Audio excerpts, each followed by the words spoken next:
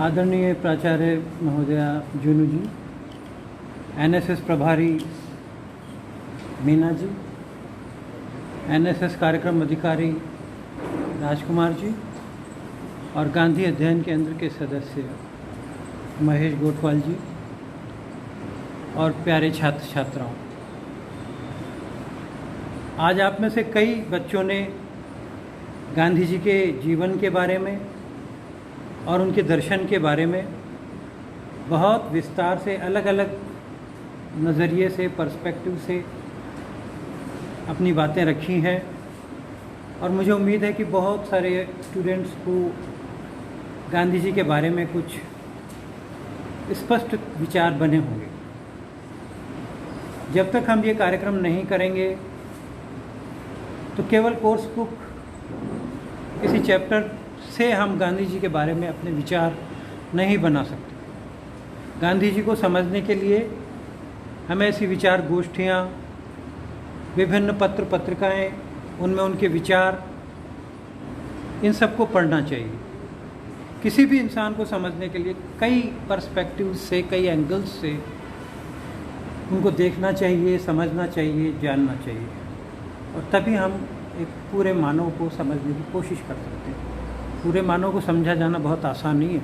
यहाँ तक कि मैं यहाँ भी किसी स्टूडेंट को इतनी आसानी से नहीं समझ सकता जब तक कि मैं उसके बिल्कुल करीब रहूँ तो भी नहीं समझ सकता, उसके पेरेंट्स, उसके भाई भी नहीं समझ सकते। एनीवे, गांधी जी का जो दर्शन है वो गांधी जी ने कोई किताब नहीं लिखी कि उसमें उन्होंने सारा दर्शन लिख दिया। कोई सिद्धांत, कोई आर्टिकल ऐसा नहीं लिखा कि उसमें उनकी सारी फिलोसफी समाहित हो जाए। और फिर भी मज़े की बात यह है कि सबसे ज़्यादा गांधी पर आज लिखा जा रहा है। पिछले 60, 70, 80 सालों से गांधी जी पर लिखा जा रहा है और दुनिया भर के विश्वविद्यालयों में, यूनिवर्सिटीज़ में गांधी जी पर चैप्टर्स हैं, उन पर अध्ययन केंद्र बने हुए हैं। इतना ज़्यादा लिखा और पढ़ा जा रहा है उस चीज़ पर जिस पे गांधी जी ने कुछ लिखा ही नहीं। लेकिन जितने भी महान लोग होते हैं, जिनका एक दर्शन होता है, जिनकी एक फिलोसफी होती है, वो उनके जीवन का दर्शन होता है। गांधी जी के दर्शन को समझने के लिए गांधी जी को जीवन को समझना हमें पड़ेगा। हमें समझना चाहिए कि वो कैसे रहते थे, उससे आपको सारा क्लियर हो जाएगा काफ़ी कुछ। उनका पहनावा, उनका रहन सहन। अब उसमें किताबें लिखने की ज़रूरत नहीं है। हम में से कोई किताबें लिखता रहे कि हमें सादगी से रहना चाहिए और हम नहीं रहें, तो वो हास्यास्पद बात होगी। वो कोई फ़िलोसफी नहीं होगी।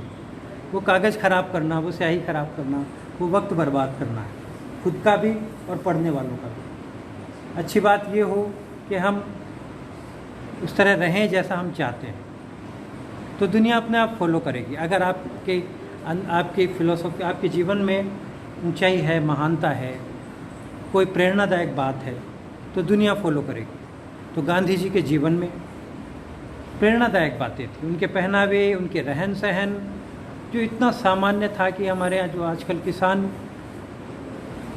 और बिल्कुल जो ज़मीन से जुड़े हुए लोग होते हैं, बिल्कुल वैसे ही गांधी जी रहते थे और वायसराय से मिलने जाते थे और ब्रिटेन के महारानी से मिलने गए, महाराजा से मिलने गए, अलग अलग राष्ट्राध्यक्षों से, बड़े बड़े नोबेल प्राइज़ विनर लेखकों से वो मिलते रहते थे और बिल्कुल सादगी से रहते थे। तो वो उनका दर्शन था और उन्हीं के जीवन से लेखकों ने, विद्वानों ने, बुद्धिजीवियों ने किताबें लिखी हैं और उन्हीं किताबों ने दुनिया को प्रेरित किया है।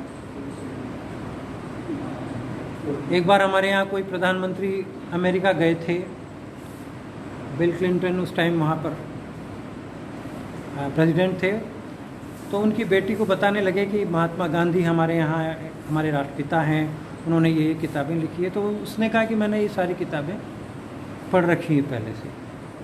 तो पूरी दुनिया में जो पढ़े लिखे लोग हैं गांधी को ज़रूर पढ़ते हैं और उससे फिर दुनिया के बारे में अपने विचार बनाते हैं।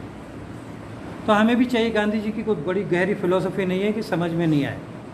बहुत सिंपल है, जो हर कोई जीता है। हमारे बाप दादा जैसे जीते थे, जैसा उनका पहनावा था, वही गांधी की फिलॉसफी है।